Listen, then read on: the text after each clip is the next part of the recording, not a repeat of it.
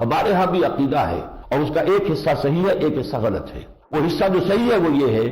کہ جو اہل ایمان، صرف مسلمان نہیں، اہل ایمان جن کے دلوں میں حقیقی ایمان تو ہے، ان کے اعمال میں برائیوں کا پلڑا زیادہ ہو گیا، انہیں ابتداء جہنم میں ڈال دیا جائے گا، لیکن اپنے اس ایمان کی وجہ سے وہ جہنم سے نکال لیے جائیں گے اور بالآخر وہ جنت میں داخل ہو جائیں گے۔ لیکن اس کا تعلق ہے ایمان حقیقی قلبی ایمان پر،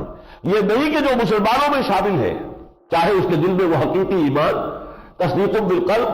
یقین والا ایمان سرے سے نہیں ہے، تو وہ مسلمان در حقیقت، اس سے اللہ کا وعدہ یہ نہیں ہے۔ ہاں ایمان ہے لیکن کمزور ہے، اس کمزور ایمان کی وجہ سے ان کے اعمال جو ہیں ان میں سیئات کا پلڑا بھاری ہو گیا ہے حسنات سے، تو وہ جنت میں ڈال دیے جائیں گے، لیکن بالآخر وہاں سے نکال کر جنت میں داخل کر دیے جائیں گے۔ لیکن جب اس کا اطلاق ہم کر دیں جو مسلمان ہے اس کے جب ساتھ یہ معاملہ ہوگا تو یہ اس کے اندر گمراہی پیدا ہو گئی۔ مسلم اور ہے، مومن اور ہے، اور اس کا معاملہ آئے گا سورہ حجرات میں، قالت الاعراب آمنا قل لم تؤمنوا ولکن قولوا اسلمنا ولما يدخل الايمان في قلوبكم۔ یہ بدو دعویٰ کر رہے ہیں اے نبی کہ ہم ایمان لے آئے، اے نبی ان سے کہہ دیجئے تم ہرگز ایمان نہیں لائے ہو، اس مغالطے میں مبتلا نہ رہنا، بلکہ یوں کہو کہ ہم مسلمان ہو گئے ہیں اور ابھی تک ایمان تمہارے دلوں میں داخل نہیں ہوا۔